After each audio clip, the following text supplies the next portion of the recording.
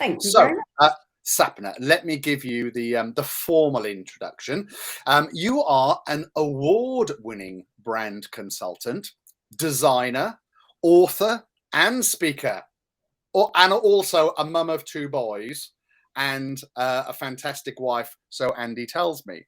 He was really pissed off with me earlier, wasn't he? But anyway, Andy's not only just the husband, but also the IT specialist. he's my tech support.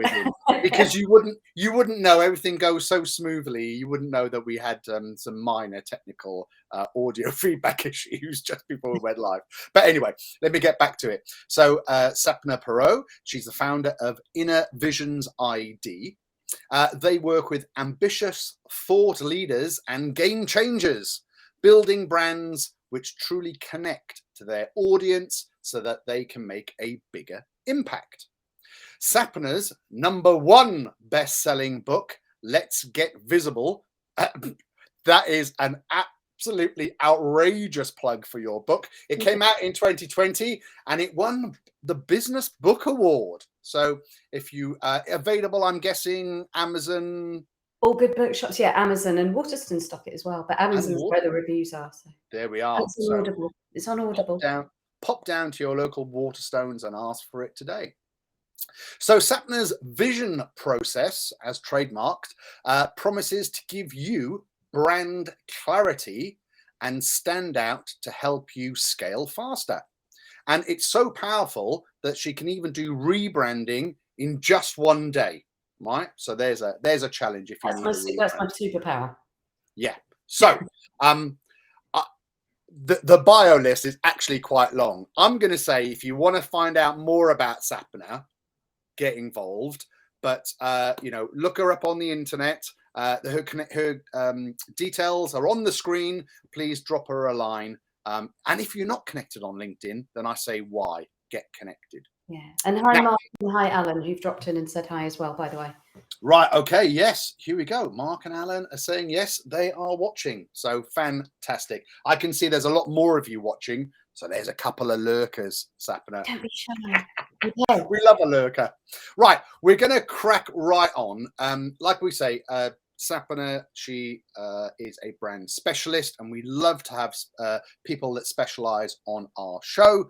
And today we're going to learn all about how to build a FAB brand, and Sapna will explain what all of that means. So I'm going to share Sapna's screen, and she is going to take you through a presentation on how to build a FAB brand.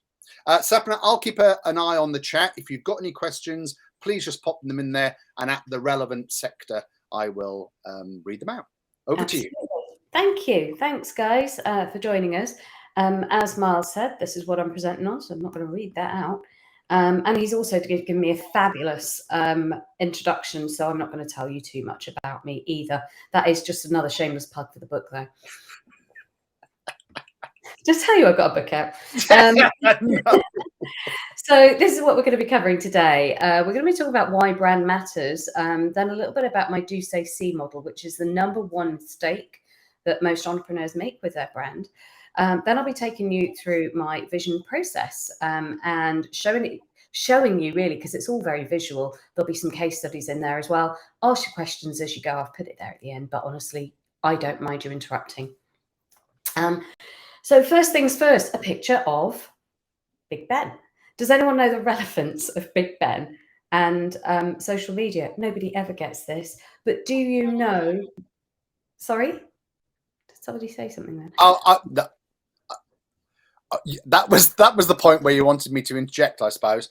No, I don't know the connection between Big Ben and social media, Sapna. Well, did you know that we scroll through 96 meters of social media a day? Wow, I'm guessing that's the same size as Big Ben or thereabouts. It is. And if you're in New York, it's about the height of the Statue of Liberty or the height of the Eiffel Tower, depending on where you are. So but that's a Google stat. And that's an average, right? That's an average. Now, my mother doesn't use social media, so she's bringing that average down. And I reckon there's a bunch of people with proper jobs, like doctors, firefighters, policemen, that are not actually on social media all the time either. So, because they're actually catching criminals and saving lives. So I think that we as entrepreneurs are bringing that average up, maybe 2xing it or 3xing it for ourselves. And if you think about that, if you're putting a post out on social media, or you're putting a tweet out, or you put in, you know, an Instagram post or a YouTube video, this is what you're up against every day. It feels like, how are you going to stand out, right? What kind of impact? It's a bit depressing actually when you look at how much is out there every day. This is per day. So your brand, I mean, we say less than 6 seconds, but actually it's less than that. If you think how fast people scroll, we say 6 seconds in real life. You actually decide if you're going to work with someone or not within 6 seconds of meeting them. So on social media, people are making those judgments much quicker. And if people are in this information tsunami, as I call it, you need a brand that truly stands out and connects with your target audience to what I call stop the scroll. What we need to get is stop the scroll. If people are scrolling, you've lost a sale, you've lost an engagement, you've lost a point of contact. So we need something that's going to be recognizable each time you show up, and consistent, in order for people to recognize you, which I believe is the precursor to know, like, and trust. Does that make sense? It sure does. Sure does. So when I ask people what a brand is, quite often they think their brand is their logo. And certainly when they start a business, they'll go, right, I need to get a logo done. And that's the first thing that they'll think about. I've got a name for my business, get a logo done. But your logo is just the very tip of the iceberg. If this iceberg is your brand, your logo's at the very tip. Now, why do people make it so important? Because it's the top, it's the very peak of that iceberg. It's the thing that you can see for miles. It's the most visible part of your brand, and it goes across everything. Now, above the water, what else you can see is your branding. So that is your imagery, your colors, your typefaces, that anything, even your messaging, if you've got a strap line, all of those things that are visible and visual about your brand are above the water. But what lies beneath? And that's what I'm going to be talking you through, because actually, as you see here, if you only had the top bit and it's all about the visual, that's going to be bobbing about on the crashing waves, and it's not going to be grounded. It's not going to be stable. The crashing waves kind of represent the changes in the market and the, you know, whatever, all the, you know, stuff that's been going on in the world right now. You need a brand that's going to be solid, and that's going to be able to withstand whatever's going on. So that's what I'm going to be taking you through, because when we create brands for entrepreneurs and for entrepreneurial businesses, we start from those basics, the ground up, and then we work towards the visual once we know what the brand actually stands for. And that's going to keep your brand solid throughout the years ahead. But what is the big mistake that people are making, apart from just focusing on the logo, is what I call so this is a pattern that I saw people making time and time again. I've been working with entrepreneurs and entrepreneurial businesses for about 7 years now. And it's the do, say, see model. So when you start a business, you're obviously going to focus on what you do. That is the product or service that you are selling, how you're going to make money. So is it going to be you? Is it going to be you and a team? What kind of equipment do you need? You know, is it a one-to-one thing? Is it a one-to-many thing? Is it online? Is it offline? Are you delivering it in person? Do you need premises? Do you need a van? That's all you do. It's the nuts and bolts, but it's also the experience you're going to give your customers is all part of the do. Then you're going to say, well, how am I going to communicate that? Which is you'll say. Now, if you don't tell anybody about your business, no one's going to know about it, right? So you need to say. And this is where Miles will come in, because you help people with what kind of marketing? Sure. Sure, just all the marketing. So there's posts on social media, there's advertising, paid for ads, there is the bump for the copy on your website, copies on brochure. It's everything that is the written and the spoken word. So it's also when you turn up at networking events, how we met. And it's also the talks you give like this, or if you stand up on stage and give a talk. So it's written and spoken. It might even be a book. I'm keeping score. That's 3. That's 3 times. I'm going to now try and see how I can segue it in even more. I just thought I'd do that for fun. I love right. But the mistake that people make is they forget about the C. Now, can anyone guess what the C is? Can you type your guesses into the chat if you're watching? And Miles, tell me what the C is. I'm keeping an eye on the chat. I'm on the Any thoughts? I'm on the LinkedIn app, so Well, there is a little lag with it coming through on our software, Sapna. So okay. I'll point it out. Why don't you crack on and I'll point out if anyone's got it right. The C is not your logo. It's not even your branding. It's what I call the first impression. It's the first impression that people get. And remember, going back to that scroll thing, the first impression, and how quickly people make that judgment as to whether your business. And the very wise man said that if your business looks a bit shit, people will assume the rest of it is. You can bleep that out later if you need to, Miles. Yeah, but, no, perception is reality, though, right? So it is reality. And once people have had that first perception and that first impression, it's really hard to change.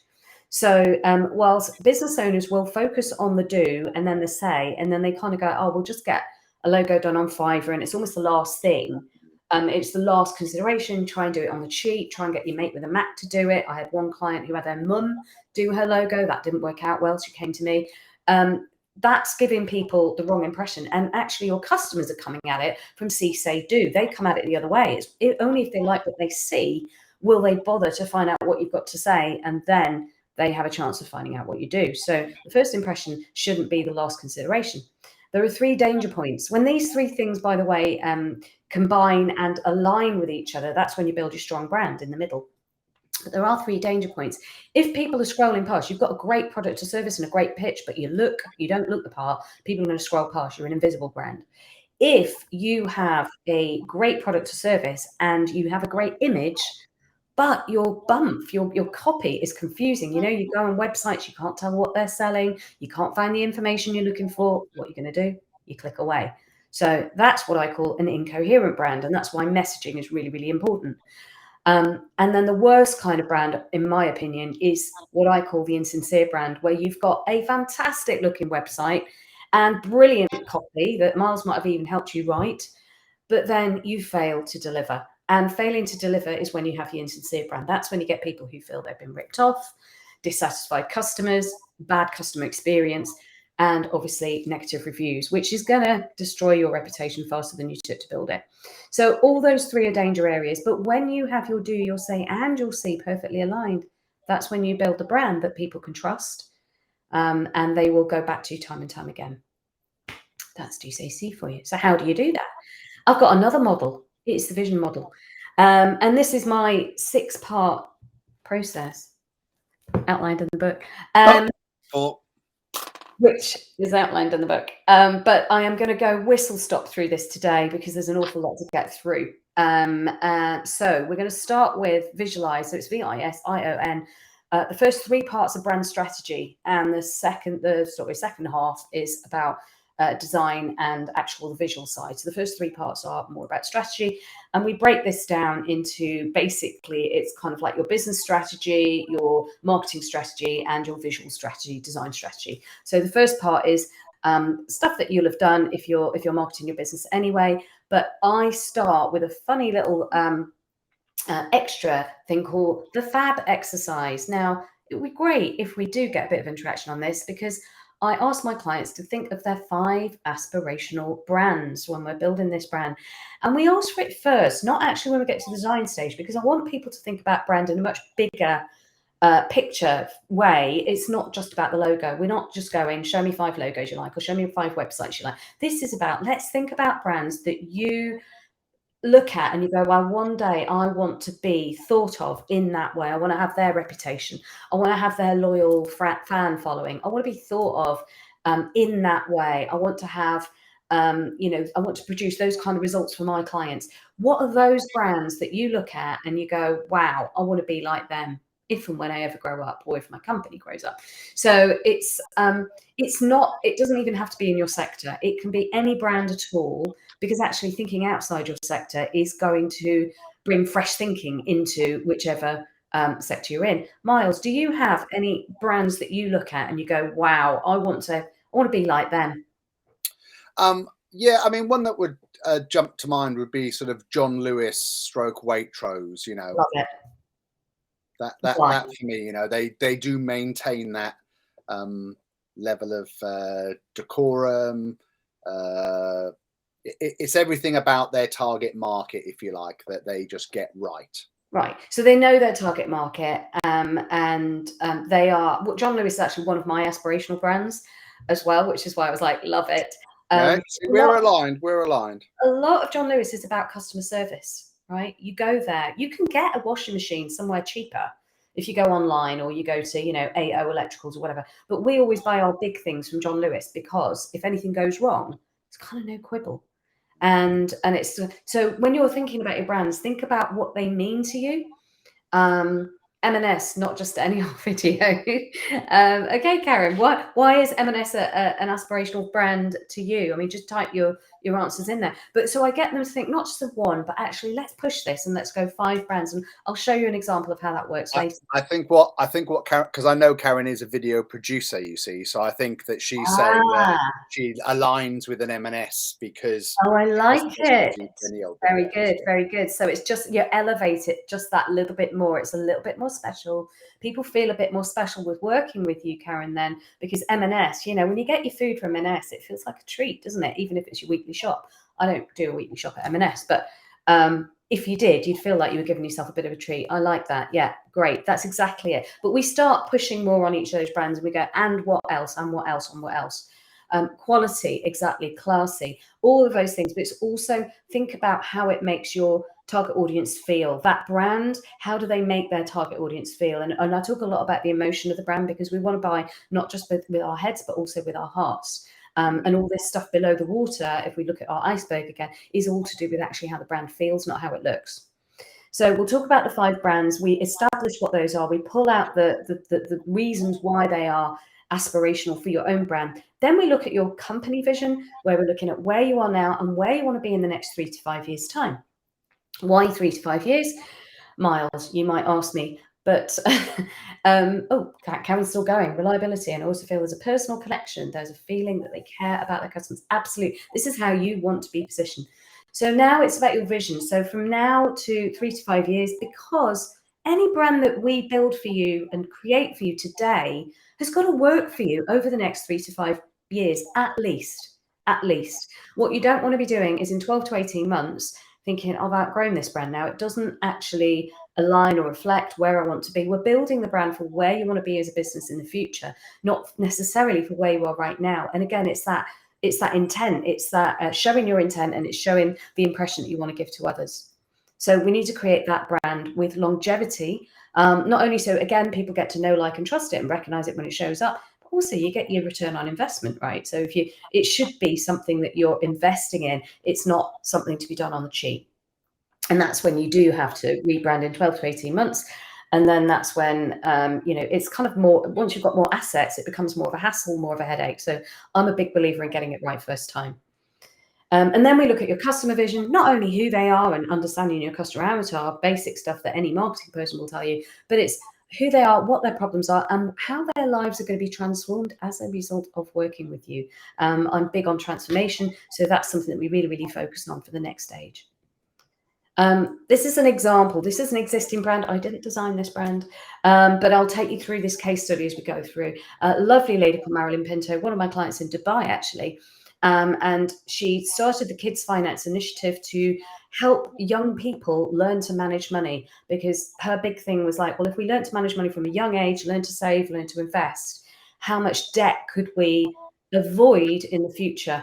If you start these habits young. And she started it when her kids were young as well. As her kids became teenagers, naturally her target market got older, and suddenly she's dealing with teenagers. Now, what would be wrong with the Kids Finance Institute for teenagers and pre-university students, Miles?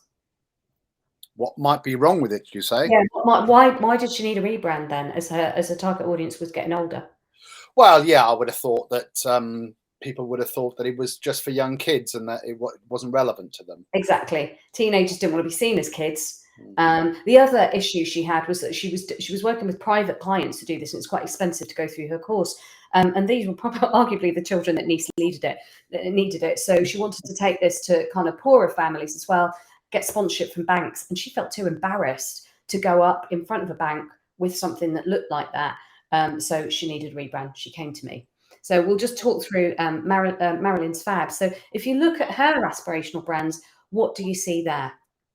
We've got Four Seasons, Patek Philippe, Harley Davidson, Virgin, and Harvard. An What can you eclectic take from those? mix. Right, a real mix.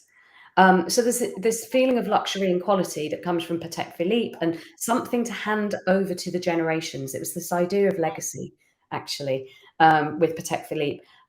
Four Seasons was about the customer experience that you get. Wherever you travel in the world, as a seasoned traveller with Four Seasons, you get treated the same. They know your name. They greet you by name when you arrive. And so it's this feeling of customer service that she wanted to get. Harvard, obviously, institutional, education institution at highest level. Virgin and Harley Davidson, a little bit of a rebel. Actually, she calls herself the rebel educator. And the thing about Harley Davidson as well was you feel like you're part of a gang, and she wanted to create this tribe. She wanted to create a community. And the Harley Davidson thing really tapped in. It's also a bit of a cool brand. So she wanted to create a brand that was a bit cooler than what she had to appeal to her target market, who are not just the parents, but also the teens. If the teens don't buy into it, they're not going to want to join. So then we move to the inner brand, and then we look at brand values. So when you're thinking about your brand values, and if you're a solopreneur or you've got a team, it's still important to document your brand values. We look at 3 to 7 brand values, an average of 5. And these are the values that are going to make people want to connect with you. If people feel that their values are aligned with yours, then they're going to want to work with you more, right? So think about those values that are going to attract your target audience. And a lot of them may align with your own personal values, but actually you need to think about the values as your company grows and scales. Are these the values that people can buy into as well if you're scaling up? We then look at brand personality. So if your brand was a person and they had those values, oh, Vanessa says Patek Philippe is very clever. It gives you permission to be completely indulgent, but it's not selfish. It's not for you. Yes, it's for you. It's for your children. Absolutely. So the brand personality is if your brand was a person and they were talking to your ideal client, what kind of personality would they have? Now, if you think about a brand that needs to speak to parents of teenagers who are wanting to invest in their futures, that's very different to if you're speaking to parents of babies who are crying and they're really stressed out and sleep deprived. So you've got slightly different tone of voice and personality, and the tone of voice comes out of the personality. What would that person sound like? What kind of vocabulary would they use? What kind of vocabulary would they not use? And what tone of voice would they use? It can also apply to your name and your strapline, and we will see that with Marilyn's, because obviously she didn't want to be with Kids Finance Institute, so the name itself was actually putting off her potential clients.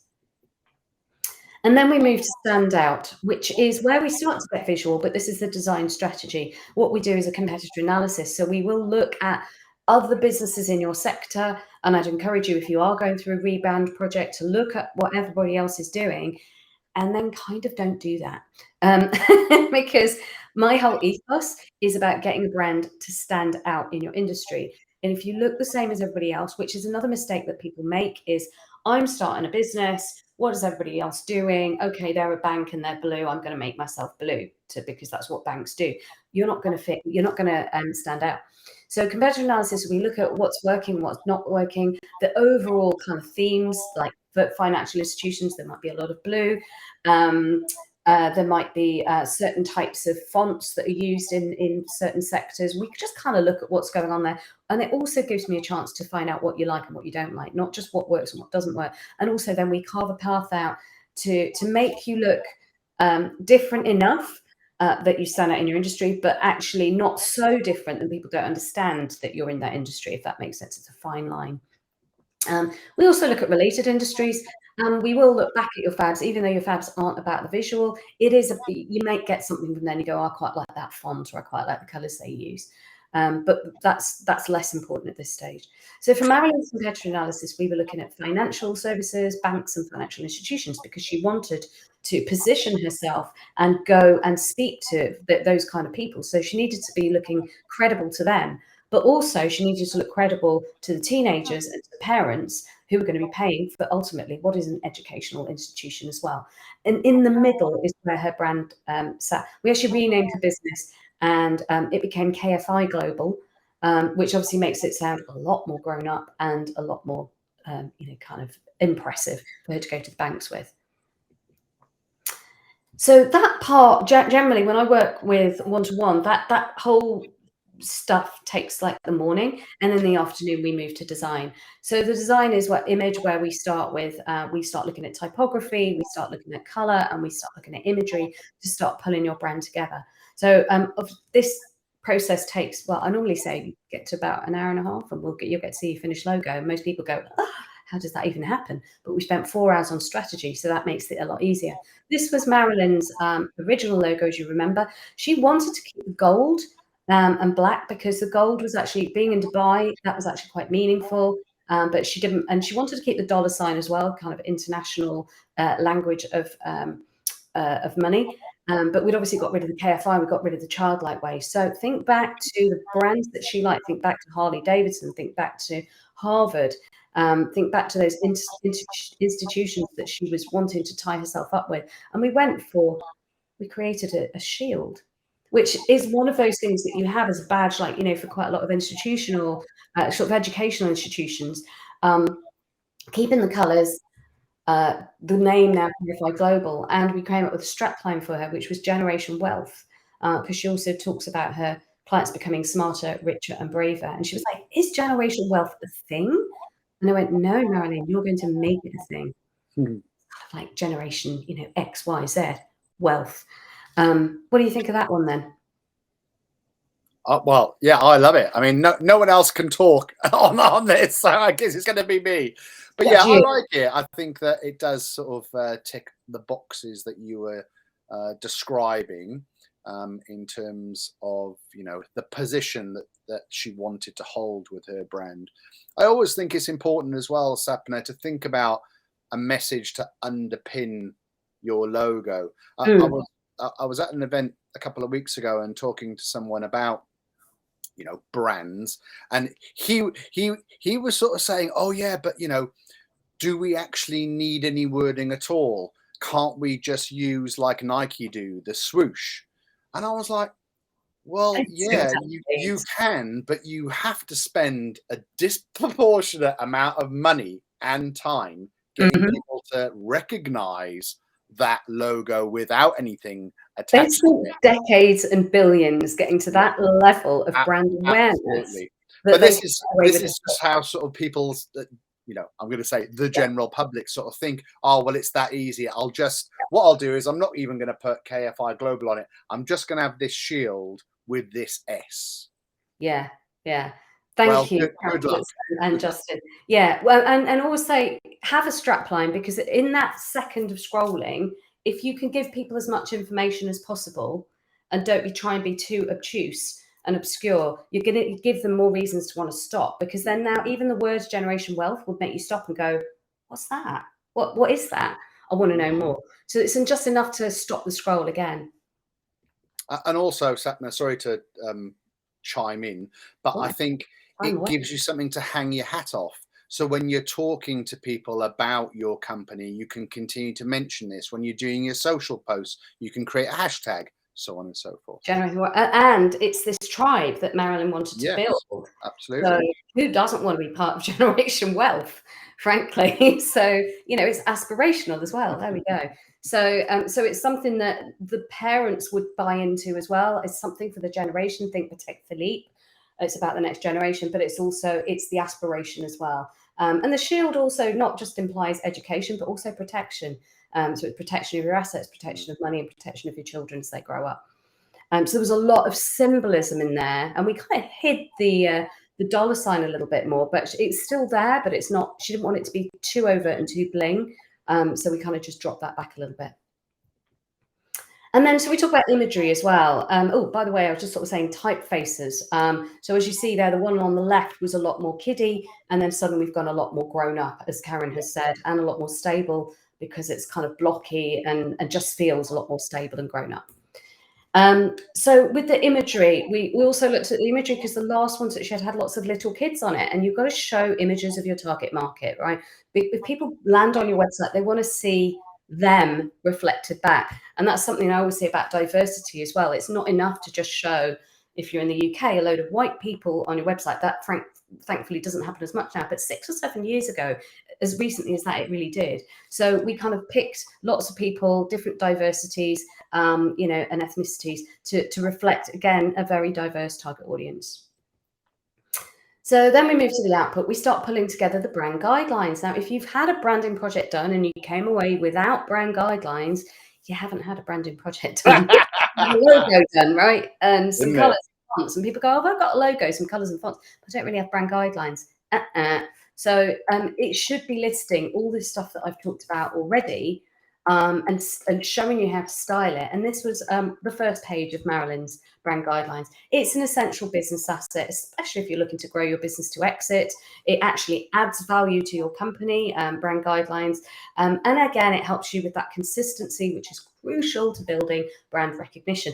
Then you can hand your brand guidelines over to your web developer, to your social media person, to anybody producing assets for you, and they should, in theory, be able to keep some kind of consistency. There's a few little like pages here where I show how it might look on a website, how it might look on your social media, Instagram posts. And she also asked about, you know, slides. And so I kind of showed that you don't have to have the same layout on every single slide. Let's keep it fresh. Let's keep it youthful. And so this was kind of her brand guidelines. And then you get the logo in all the different versions where you can have it in, you know, she had a stacked version, she had a long version, she had reversed out when you can sort of put it on a darker color. All of that produced on the day. So this, I'm just reminding you, was her before. And then using her new assets, this was I just took a screen grab of her website as it is right now. And you can see it's grown up. And completely targeting generation wealth. The next thing that I'm going to just show you is just a couple of other case studies, if I may, just to show how once you've got your company and you've been going for a while, really the sweet spot for rebrands people tend to come to me when they've been going about 3 to 5 years at least, and they are kind of being held back from expanding their business and going to the next level. And that's that kind of the sweet spot, really. Because then when you've had a brand before, you can see how awful it looked. You can actually see the transformation. This was Antoinette's before. Antoinette came to me. She was just, can anyone tell me what's wrong with this picture? What's wrong with this picture, Miles, or anyone? Oh, I mean, okay, for me, I'm struggling to even understand what it's all about. Yeah, she came to me asking for a brochure, and I asked her for her brand assets and brand guidelines, and this is what she gave me. Where the hell am I meant to go with that? Wow. Okay. Yeah. Too many fonts going on, too many colors. Some of the designers hadn't even been using the colors, and she was like, "Oh, but I have to keep the green because that's tested really well. It's gone out on social media. Her book was coming out in 6 weeks."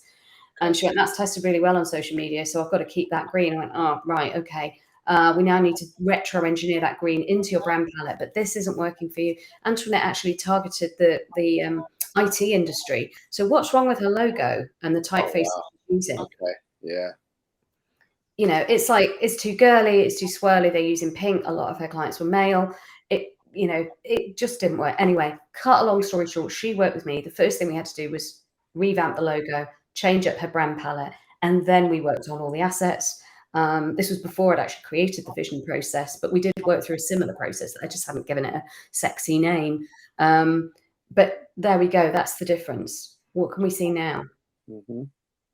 Well, there's a lot more uniformity, decent amount of clarity, simple color palette. It's the same amount of colors, but actually the thing that was annoying my eyes there was that sort of tie-dye effect. Yeah, and this cyan looked cheap and the pink was too girly, so we got those out. We kept the purple and the grey for a bit of continuity. We needed to put the green in. We toned it down because it's quite a bright green with a deeper green, and then added a blue, which kind of was a bit masculined it up a little bit because she was working with a mainly male set of decision makers anyway. And with a logo, simpler typeface. You know, the AO in the middle, I was like, that's bloody awful. She's now got to keep AO because her name was so wonderfully long that people actually call her AO. And so she's like, so now this was about growing your geeks. It was about growing people for the next level. So it's a little person at the bottom of a mountain creating that AO. And her strapline before talent development, I said, well, she could be Simon Cowell with that, you know, what kind of talent? So we just made that a bit clear as well. Develop leaders, deliver strategy, drive results. And once she saw her new logo, she was like, I can't bear to look at my old branding. Can we X, Y, and Z? And we just, you know, did the whole lot. What did that do for Antoinette's business? Well, the first thing was that she managed to go for bigger clients. She gave her the confidence to go for bigger clients. She put her prices up. Nothing had changed about the products, by the way. One of her products was 1,600 and it went up to 2,600 as a result of the rebrand. So she got her ROI pretty quickly, but she felt that the rebrand had enhanced her credibility. She'd grown up. She was playing at a high level. First impressions were stronger. It was sophisticated. It was mature. I mean, she went and bought a whole wardrobe of those colours as well. So she always presents in those colours now as well. And more, importantly, she feels she's being offered more significant opportunities as a result. And she says it's easier to be confident selling a high value package when it looks the part too. Isn't it just? People do judge a book by its cover. So what would you say? Even if it has been tested on social media and green came out well. Yes, yes. But so what would you say, judging the book by this cover, that this company was all about, and how professional were they? Oh, well, it does look like a lot of tradespeople's vans and logos, and I guess they must do something with windows. Yeah, they renovate. I'm guessing they renovate sash windows specifically. Exactly. And what do you think their average sale might be? Well, I can imagine actually it's probably quite high, even though their brand looks quite low. So thinking this is like a Victorian Edwardian houses, sash windows, they are very specialist and niche, these guys. They only renovate sash windows. They do not fit new windows. They don't do UPVC. And it's only sash windows, not any other windows. People were mispronouncing the name, Reno Sash, weren't getting what they were doing. So we're calling up going, can I have some UPVC windows, please? They're like, no, we only renovate them. Their strapline was the sash window specialist. Didn't really tell anybody anything about that. The photos on the website, what do we think of those? Well, you can really see those windows are really shining through, aren't they? Well, I said to him, like, they've clearly been taken on his phone, standing at ground. I went, you don't look like you're showing off your work. You look like you're casing the joint, really. I mean, that's what that looked like. Anyway, he was scaling his business. He'd got new people joining. He needed a new van. He was trying to apply his self-made logos. There's another reason why people shouldn't design their own logos, by the way, to the van, and it looked crap. So then he asked a load of entrepreneurs what they should do, and they look crap as well. This one here, you can't see, had an actual sash window with the letter H. Lovely. Oh, lovely. Yeah, and he said that this was a logo that him and his wife had designed themselves and given it to a designer to polish up. And I said, but Chris, you can't polish a turd.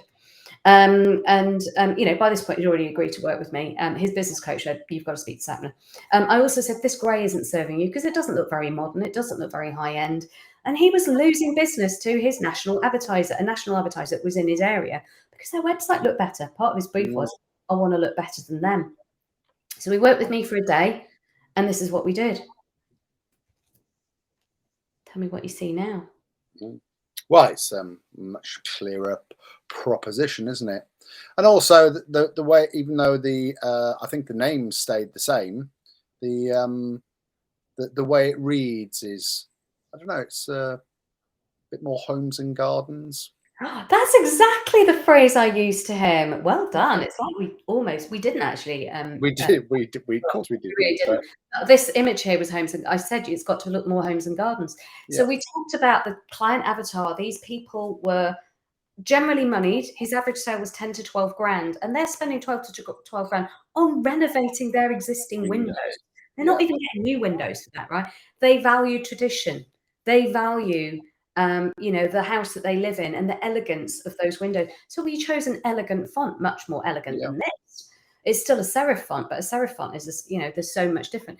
I put this elegant swash on. I made the H a little bit taller than it actually is. I just made it taller because just that these are lofty buildings with high ceilings, just to make things look more elegant. We changed up the strapline. It now said superior sash window renovations because he knew he was better than his local competitor. So now we're putting this on the side of the van. We knew that his slightly snobby customers would love the fact that they were humble bragging to their neighbours They weren't just getting their sash windows renovated, but they were having superior sash windows renovated.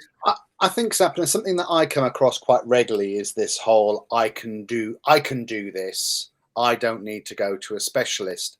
And I think what I'd remind people is that, especially if you've got a specialist business, like, you wouldn't expect a branding person to be able to renovate a sash window. So why do you expect a sash window renovator to be able to design a brand? It's just, yeah, absolutely. It's crazy, right? You go to a specialist for a specialist job, and actually what I would say is that your time is definitely worth the money you'd pay for a specialist to do these things, because you shouldn't be thinking about all of the intricacies of a branding project. You should be focused on getting on your business more and more customers, right? My one-day project works really well for people because they get their branding sorted in a day, which is what Chris did, and he couldn't believe the transformation by the end of the day. He did say to me, because I'd said, "Oh, that grey isn't serving you," and he went, "Oh, I wish you told me this before I bought my van, or I wish I'd met you before I bought my van because it's grey." And I went, "No,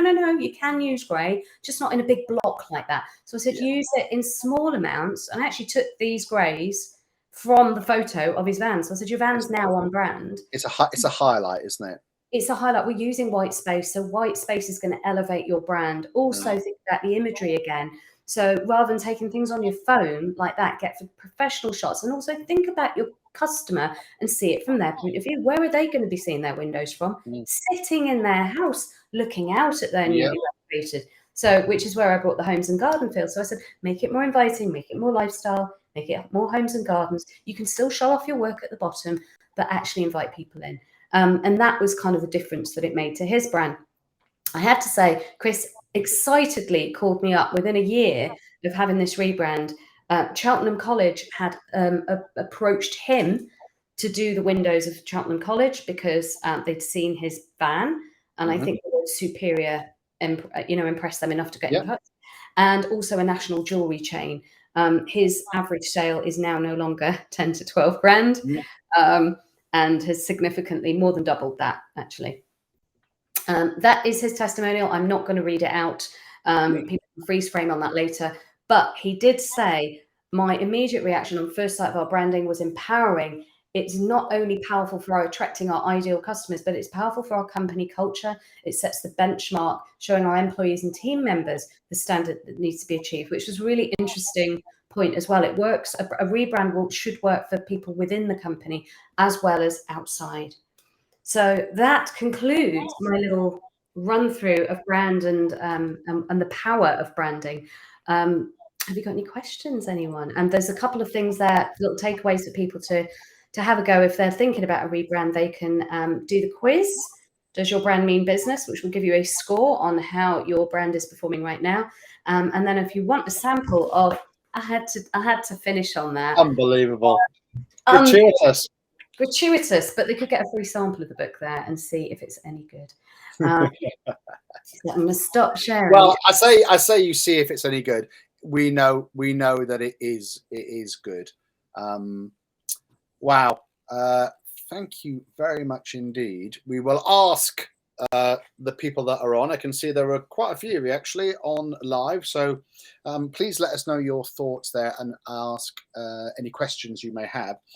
Whilst we're waiting for the questions to come in, Sapna, I have one that's been WhatsApped to me by Elaine, and she says, is there a difference between personal branding versus like company or product branding? Like, do you need to think about things differently? It's interesting because I had this conversation with someone just yesterday. Her business is, she's got a business name and she's got her own name. And if it's a founder owner, they're like, do I build my business under my personal brand or no, personal brand's always important, by the way. And if you've got a known name in your industry, if you've been working in that industry for ages and you decide to go out on your own, actually your name's an asset because people know you. This particular woman had only been in her new industry for 2 years and wasn't well known in her industry. So but she also wanted to, it's also about who you work with or who you want to work with. She was going out with her own name, working one-to-one with women. She's a health coach. But she wanted to target corporates. Now, if you're going just as your own name, that's not going to impress a corporate. They want to see a limited company. They want to see a business brand. So it can make you feel bigger and seem bigger than you. When I started my agency, I wanted to hide behind the logo almost, because I'd always worked for big national brands and international brands. So I was just kind of hiding behind the logo. But as the team builds, it means that I'm not just going out as myself. I can bring other people into the team, and they've all got the same email address at the end, So it kind of makes you a bigger kind of presence in terms of a brand for your company, from a company perspective. Certainly personal brand. I mean, you and I both know I've just been going through cancer diagnosis and just got the news that I don't have to go through chemo, which is brilliant. I'm kind of out the other side. But I talked about it on LinkedIn a little bit, and more on my personal Facebook and within my Facebook group, because it was a part of my journey. It was part of who I am. And what I've actually found is that I've actually found new connections, made new connections in different ways, and people asking me to speak in different ways. So it depends on how much of your journey you want to share, really. But now I'm going to be shutting up about that part of things and just carrying on with the brand stuff, because that's really what my passion is. So I don't know if I've answered the question there. Is it personal? I think it's both. I think the best brands, kind of like Virgin, have got Richard Branson as a good, a solid head of that brand. Chanel had Coco, right? I mean, behind people buy people. So the personal brand thing is important as the founder of the company, but it's also good to build a company brand alongside that. So well, one of the first real retail marketeers was Selfridges. So I think what I would say about this is fundamentally it does come down to building up all of the other parts, like answering all of those questions about who are you trying to target, what products and services are you selling, as to whether or not you treat these things differently. But each individual case, I guess. There's so many different variables. It's kind of like, I'd want to speak to her and just sort of say, well, who is it you're trying to target? Yeah. So Elaine, get in touch. Sapna's details on the screen. I mean, only mentioned in your book 6 times, but I think we shouldn't gloss over your very recent all clear from the Big C, which I can tell you, everyone that's listening and watching on Catch Up is absolutely delighted. I'm not clear, but I don't need chemo. I will. You don't need chemo. Yeah, for the next 5 to 10 years. And I think a lot of this is generally down to your positivity and your approach to it all. And I think on behalf of everyone else, thank you for sharing. I think that unfortunately, these things do need talking about and sharing, and I'm pretty sure you've helped a lot of people out. I've done in 2 in our lifetime, apparently, yeah. So well done. Anyway, to try and keep things upbeat, thank you so much indeed for your time, Supergirl. Now, energy. That's loved hearing about how to build a fab brand today. Please get in touch with Sapna. If you're not connected on LinkedIn, then please just do. I know that you welcome as many connections as you can. Within the link, there is Sapna. You say that you heard about me through Miles, though, because sometimes I get some really random connections. So I'd rather not just kind of go, I don't know that person. So absolutely, there we are. So and that would be a tip for you, right? So within when you connect to people on LinkedIn and it says, do you want to put a message in, then definitely put a message in. Personalizing things, you're much more likely to connect and start to sort of form that relationship. This whole thing isn't about connecting for connection's sakes. It's about interacting with each other, right? Yeah. Okay. Well, you must have explained it really well, because nobody else has put any questions in the chat. Wow. I'm sure if you're watching on Catch Up and you do have some questions, either contact us directly via our details or pop something in the chat there. Next month, Sapna, we have the fantastic Dylan Gandhi, who is an SEO specialist. So we're going to be talking all about search engine optimization and the geeky part of it. I did a little sort of general recap a few months ago, but Dylan's going to come in and get us all straight on our SEO before Christmas happens. Right, well, thank you very much indeed. I don't know if you want to hold your book up one more time, because I don't know if you've told anyone today for you, Miles. This one's for you. That you're an international bestseller. And yeah, let's get visible. So, Sapna, thank you so much indeed for sharing your fantastic FAB brand workshop with us. And thank you for having me. It's lovely to see you. And talking about networking, I'm going to be at the 15th. I'm going to be at that event on the 15th if you're around. Well, and I'm going to be at that event on the 15th. I will see you. If you don't know what the event on the 15th is all about, drop us a line and we'll let you know.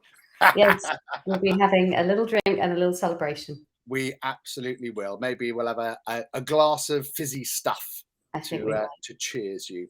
Sapna, thank you so much indeed. Thank you everyone indeed who's left comments in the chat today. Your viewing is very much appreciated. Thank you. And let's wave goodbye. Bye. Bye.